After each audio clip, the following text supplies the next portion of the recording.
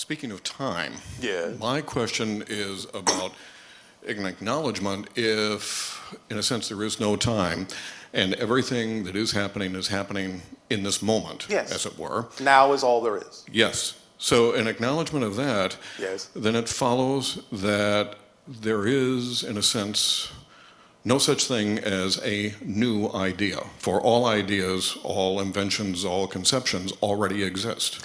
Fundamentally, in terms of the structure, correct. But there is always a new experience of the idea. You see, the structure of existence never changes. It's your perspective and experience of the structure that does. That's how creation expands, because you're always having a unique perspective of the structure that never changes. So the idea of new ideas, it's both. You're correct that everything already exists, but it also expands by creating new experiences of that which already exists. Does that make sense? Yes, it does. Does that help? It does. And following from that, Yes. if I or any individual are seeking an answer to a problem or a new way to solve or a new way to be creative, Yes. it is not so much a matter that I am creating that new idea, but rather I am somehow attuning to a resonant frequency that is matched with the resonance of that idea. Yes, and by doing that, you are creating a unique experience of doing that. Not so much that you're creating a new idea, but you're creating a new experience of matching that idea. So, as an incarnate being, Yes. my process was not so much that I've had an idea rather than I have become resonant to the frequencies that allow that idea to come to me. Is that more? Exactly. Okay. You have to be on the vibratory level first in order to realize or experience any particular notion or knowledge. And it's the same with the concept of manifestation physically. You have to be on that frequency level in order to experience a manifestation in your physicalized projection. And indeed, then, if we extend that in my question to not ideas, which are the rational thought forms, but what we experience as emotions. Yes. I assume that the same then must apply to that. Exactly. It's all based on the same resonance identification concept. And that's why we say what you experience has to be based on a definition that you have bought into as being true, because each definition has a different frequency, a different signature vibration that gives the result that you experience as an emotion. Okay. That's why you can always experience an emotion and know you can trace it back to what kind of a definition you would have to have in order for that emotion to have resulted from it, because you can only have the emotion that results from the frequency of the definition. Indeed. So if I'm experiencing what I might experience as a negative emotion, anger, depression, Yes. what have you, Yes. what's opening to me then is the opportunity, and this is what's hard to language, to somehow open to or find a different frequency to resonate at, and it's that Yes. search for a different resonance Yes, that is challenging. Yes, and the easiest way to do that is to figure out what the definition is you're already buying into that's already creating the resonance you're experiencing. Because once you define consciously, find that definition, if it is truly out of alignment with you, you will immediately recognize it as nonsensical and illogical. And as soon as you do, it's gone. That's the end of the process of letting it go. If you keep behaving the same way, all that means is you haven't actually found the fundamental definition or the fundamental frequency giving rise to that sensation. Just keep digging. Identifying things that are in your unconscious mind that are belief systems is the key to transforming that energy into something you would prefer, because once you actually bring it into the light, you will see that it makes no sense if it really has nothing to do with you. Okay.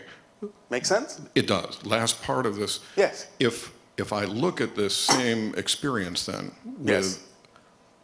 becoming attuned to the resonant frequencies that are for my best and highest, Yes. then if I look at a physical ailment such as inability to get sound, nurturing sleep, Yes. and if underlying that is a belief that I don't deserve rest, as an example, One it's example, to understand what might be behind that and Yes.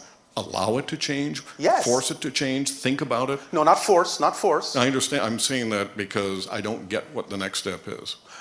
Again, if you actually discover what the definition is, and you bring it into the light of your consciousness, and you recognize that it makes no sense, it's gone.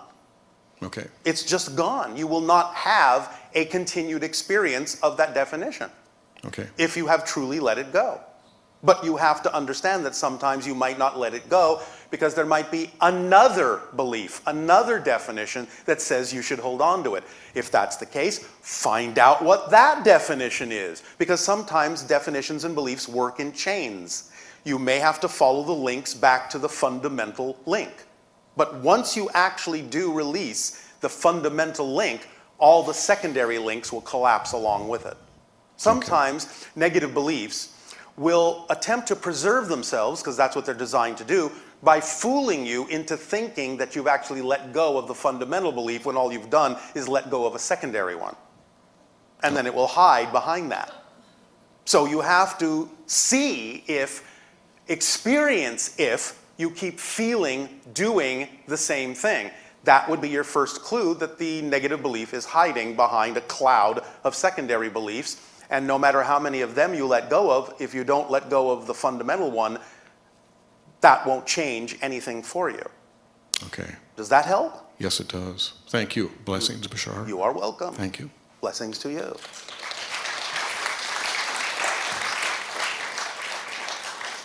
This is really a very simple mechanism. There is nothing mysterious about it.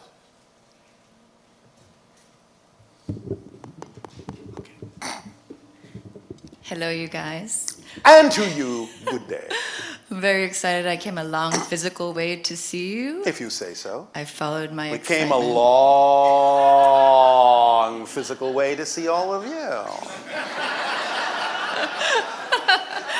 I wanted to say thank you But not for the really, because adventure. everything is here and now. Right. Well, thank you, and thank you for that adventure. Yes. I've always felt that there was maybe 4 or 5 personalities contributing to the personality who I am or appear to be. Oh, more than that. And in a recent channeling, I got that there would, and some people can have maybe more or not, but multiple personalities that are very similar but have slightly different situations. They can broadcasting be. From They can be. Oh, yes? And broadcasting from the same channel. In a sense, or something similar that you may not necessarily recognize the difference. Yes, so is this a thing? Is that a thing?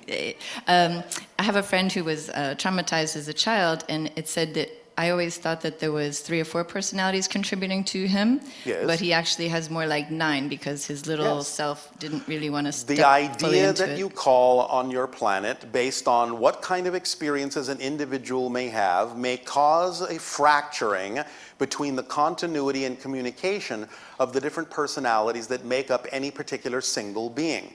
And that's what you typically in your world often refer to as multiple personality disorder or a few other different kinds of names.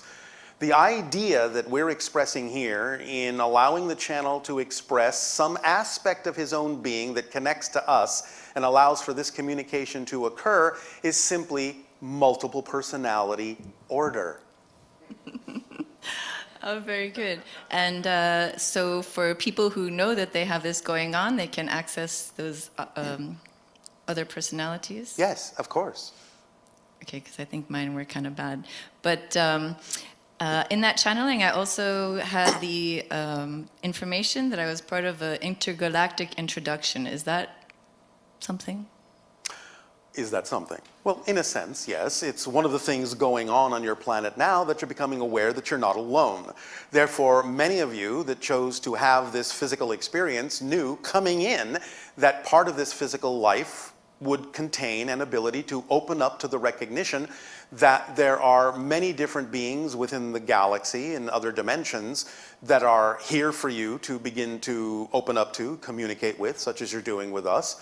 And that's part of a process of going from what you may call Homo sapien to Homo Galacticus. I love that.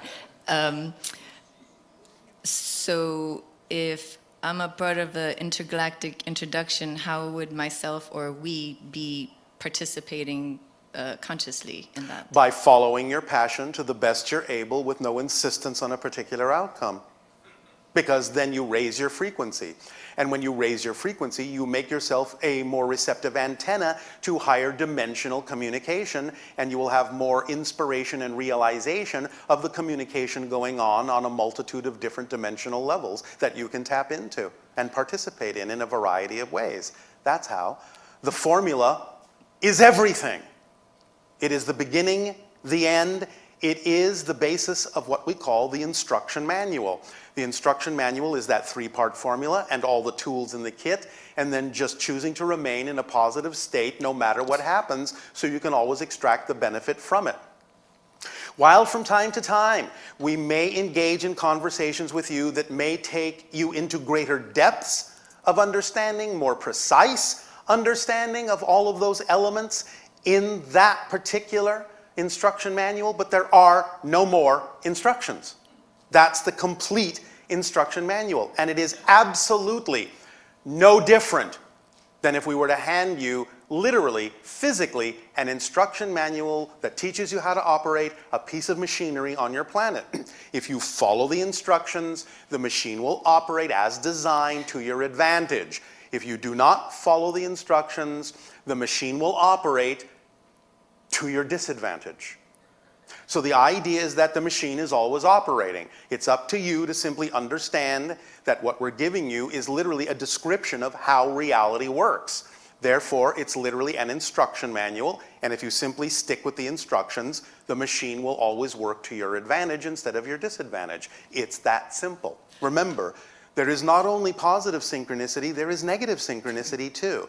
The synchronicity never stops, but it will only be capable of reinforcing whatever vibration you put into the mechanism.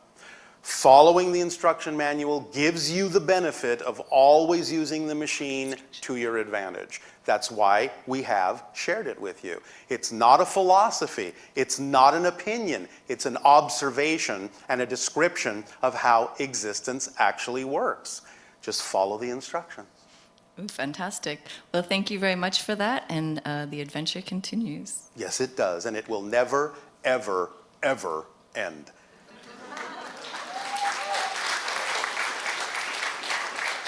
Why will it never end? Because it never began. It just is. That's its nature. It just is. Good morning, Bashar. And to you, good day. Thank you. I wanted to, first of all, thank you for being so patient with all of us. I am not patient at all. I have no need for patience because I'm never impatient. Because I am always absolutely enjoying everything that I choose to do. You are all quite delightful. Oh, thank you for that. Well, I'll put it more this way. You are all quite lightful. Okay.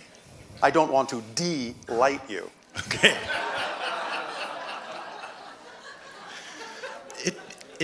I don't really have a real question. Well, observation, and kind of a question for you.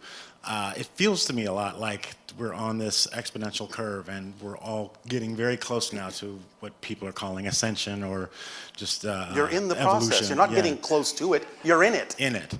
Yes, you're in the process. Again, it's just the idea of raising your vibration to a different level so you can experience reality in a different way, in a way that's more in alignment with who you truly prefer to be. That's all ascension is. So my question to you is, what does that process look like from your perspective for I just us? told you. Okay.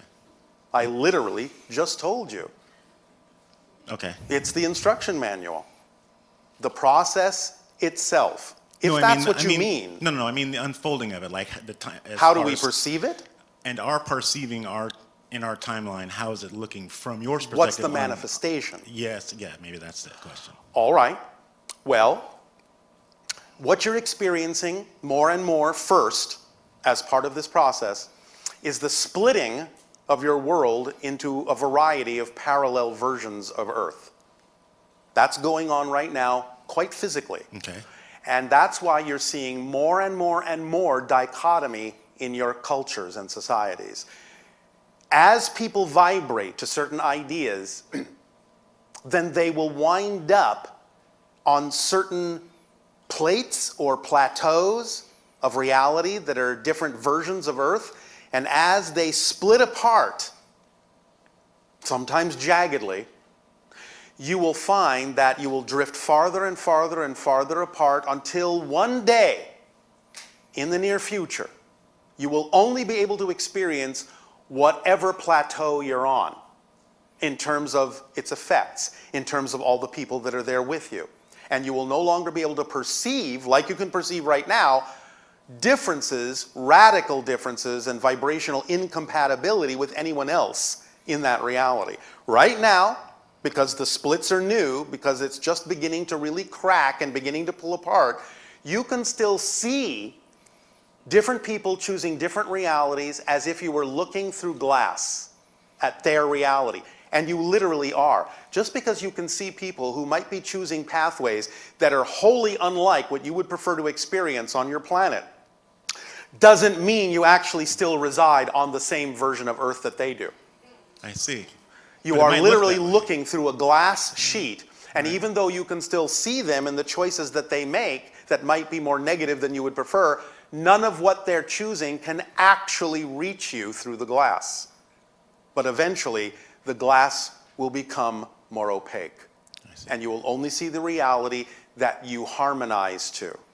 Eventually. We'll just stop perceiving the rest of the... You will stop perceiving them. They will no longer literally be in your version of Earth. Because you see, again, you never actually change the world you're on. You change yourself, and you shift to another version of Earth that already exists, that's already more reflective of the vibrational change you made within yourself. There's less and less negativity in it. Yes, if that's what you choose. Right. That's how it works. You're never on the same Earth from moment to moment, billions of times per second. This is one of the things you're learning, is that every moment is absolutely new. You are absolutely a new person on absolutely a new Earth, in absolutely a new universe, in absolutely a new multiverse, in absolutely a new expression of existence. It's just that you create this illusion of continuity to make it appear as if you're just making small changes on the same planet. That's never the case. Every change is a total change of everything, everywhere. You just trick yourself into believing that that's not the case. But you're getting over that. I see. Thank you. Does that make sense? Yeah. Thank you. Here is something important to understand. All these things that we talk about, such as the description we just gave of how reality is actually structured, it's not something you have to learn to do.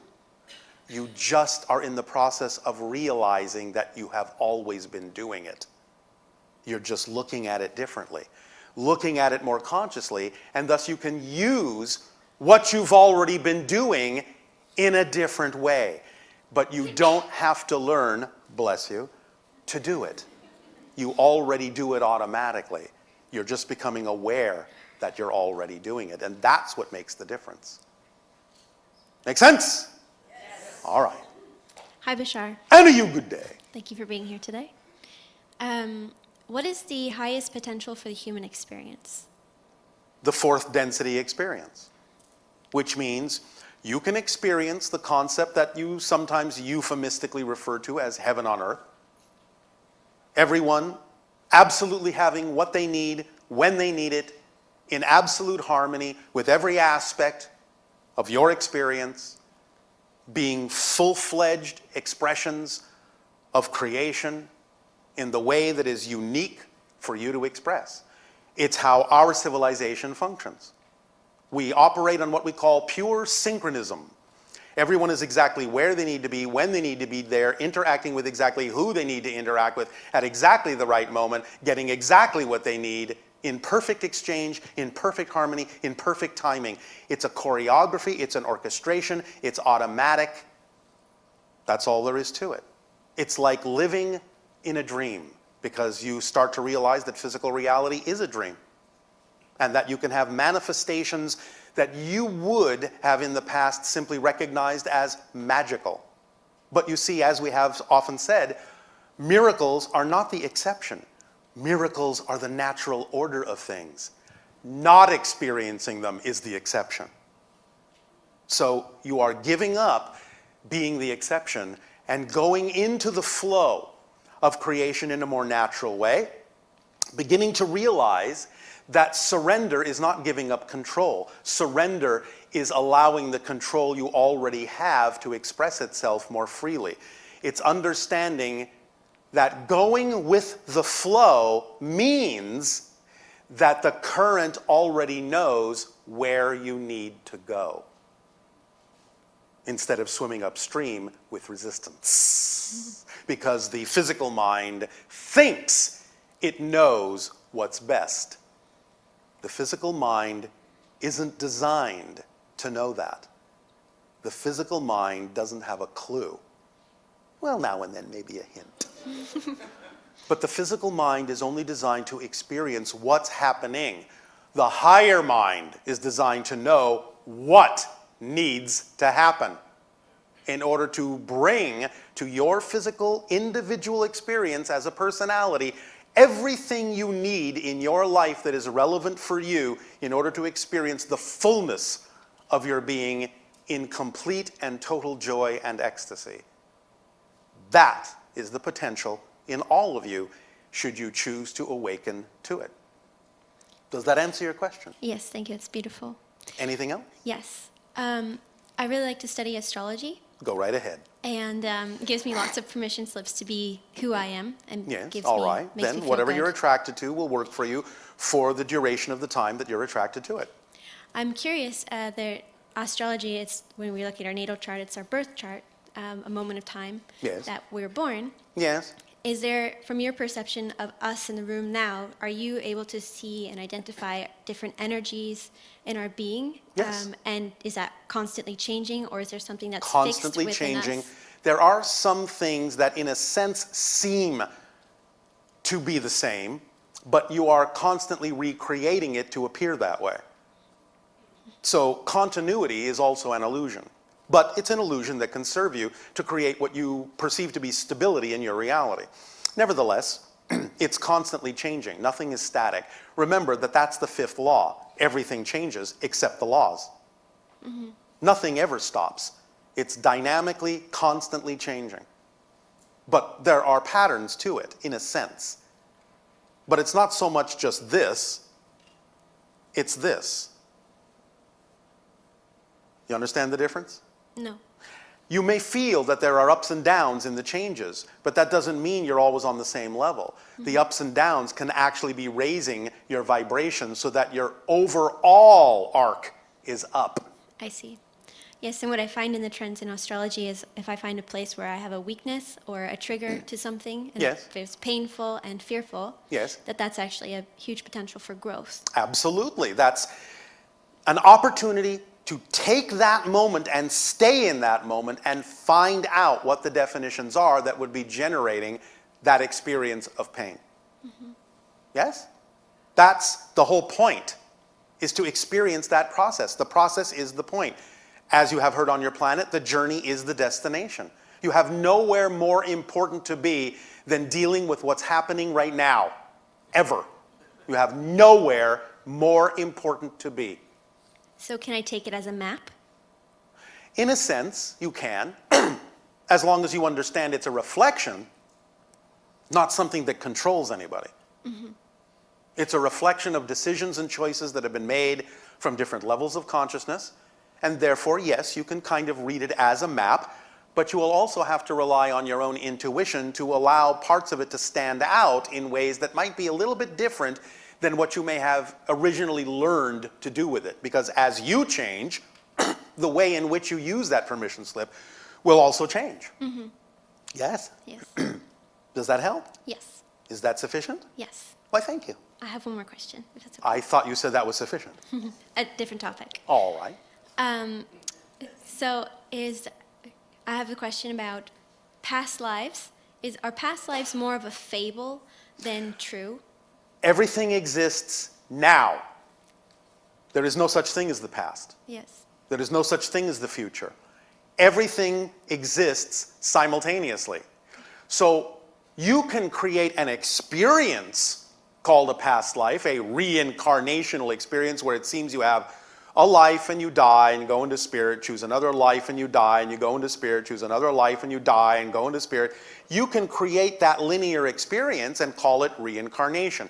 But you're only describing an experience. You're not describing the actual mechanism that causes the experience. The actual mechanism is that everything exists at once, and therefore what you're doing is you are making energetic links and connections to those other simultaneously existing incarnational lives of those people. You're connecting to them in a way that you draw information and experience and knowledge from them to help inform this particular experience, just as they may be making connections to you to draw from your experience to help them in their lives. But all those people exist now. You, as a person, have never been them. They, as a person, will never be you as a person. Now, if you want to come from a higher level, let's say the oversoul level, and you want to say me referring to you on that level, then you can say, all right, the oversoul has an extension that you call this life in this time and place, and has a simultaneous extension that you call this life in that time and place. And so the oversoul can say, yes, both of those are my lives. But that's because they still happen simultaneously, even from the oversoul perspective. But when you say, was that my life as a person, the answer is no, it wasn't. And that dynamically changes. As you change again, you make different connections. You unplug from some and plug into new ones to get the information you need for the new person that you are. Therefore, that's a constantly changing dynamic thing. It's never really static. Even though you might say, well, that has been my quote-unquote past life, as long as I can remember, you are still recreating that sense of continuity for a reason, for a purpose. But it's always dynamically changing as you change too. Is this making some sense? So the oversoul, like, could it be even people within my own life that I'm interacting with now? Could be.